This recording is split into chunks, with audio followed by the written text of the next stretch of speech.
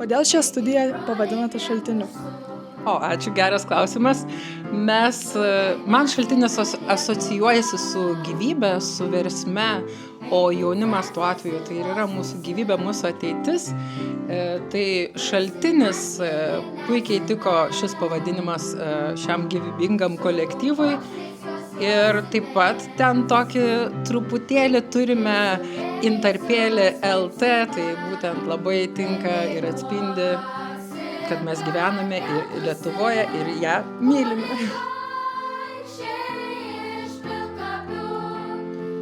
Ar sudėtinga jauną žmogų išmokyti dainuoti?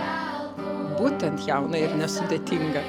Taip, kad ateikite visi dainuoti nuo mažens.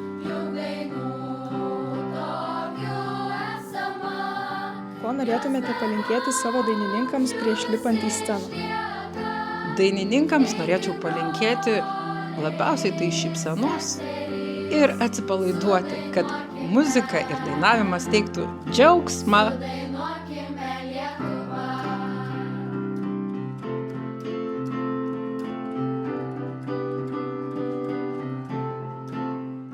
Lapkričio 28 dieną, 18 valandą kviečiame į koncertą Kai žmogus šalia žmogaus.